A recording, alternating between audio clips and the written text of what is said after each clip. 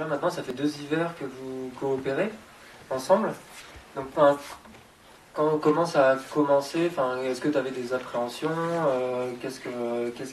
c'était quoi ton bilan en fait très rapide, ton bilan à chaud au bout de la première saison, et pourquoi tu as décidé de recommencer? Donc oui, ce que disait Alexandre, c'est qu'au départ on a été contacté pour...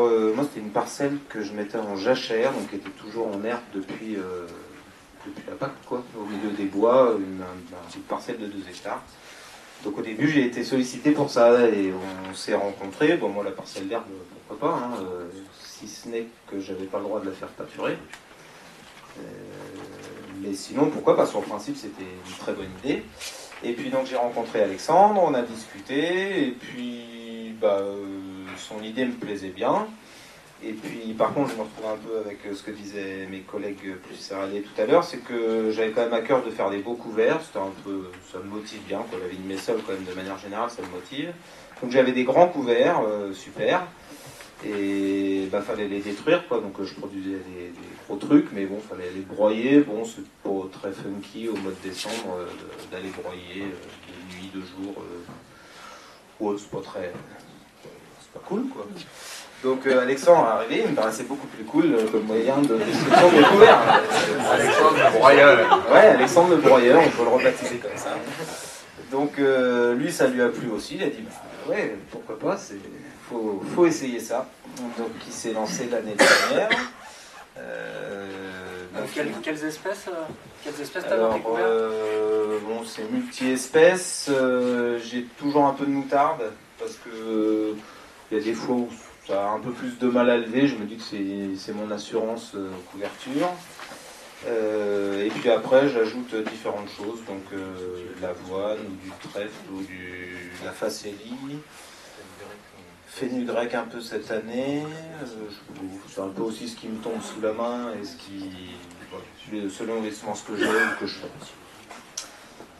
Donc voilà, donc l'année dernière il m'a mangé mes 20 hectares de couverts, et puis cette année une bonne partie aussi, un peu de repousse de céréales aussi. Donc le bilan à chaud, pour répondre à la question, moi le contrat a été rempli, ça a broyé aussi bien, voire plus près du sol, que le broyeur. Il n'y avait pas les traces de tracteur, et puis surtout j'avais rien fait moi.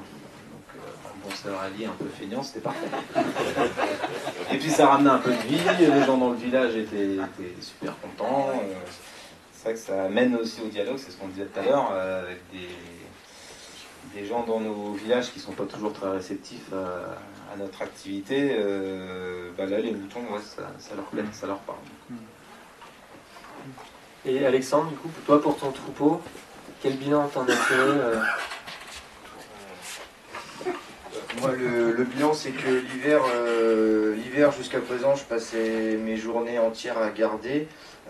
Donc la garde, c'est ce qu'on aime beaucoup. L'hiver, c'est pas pareil.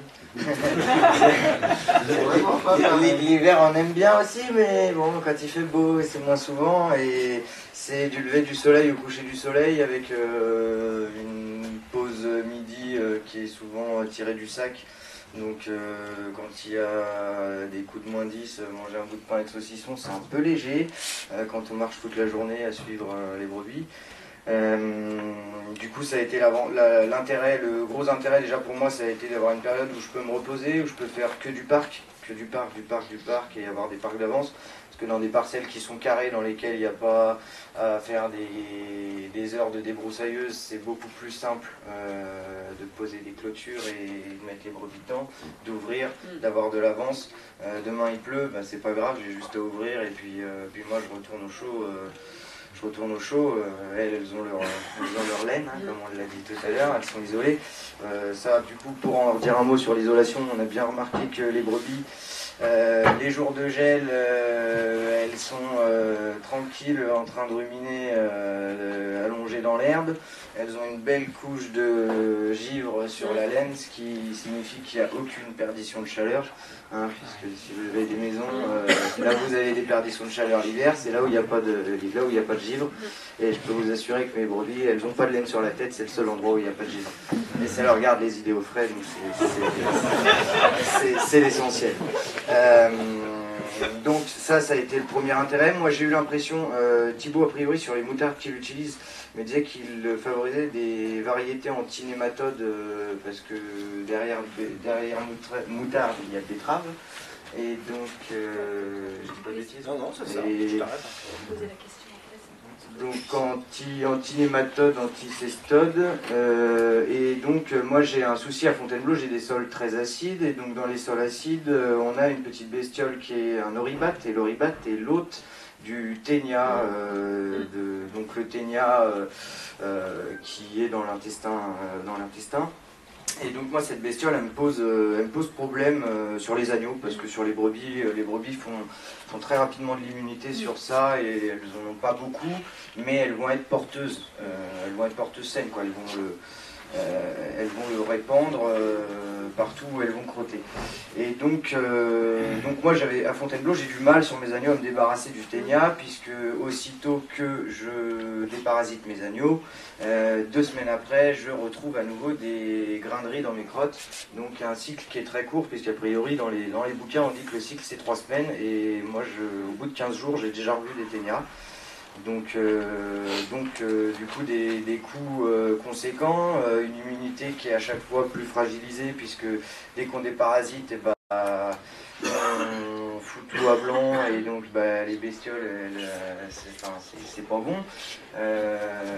Et sur la moutarde, j'ai eu l'impression, alors j'ai pas de scientifique qui est venu voir ça, mais j'ai vu dans les crottes des quantités de ténia astronomiques de la même façon que quand on met un coup de produit dans le bec d'un agneau, le ténia en 12 heures il se fait la malle, et là c'était pareil, en un mois j'ai vu les ténias sortir, et sortis de ça, les agneaux qui reprennent du poids, qui ne font pas d'anémie, qui n'ont pas de mortalité.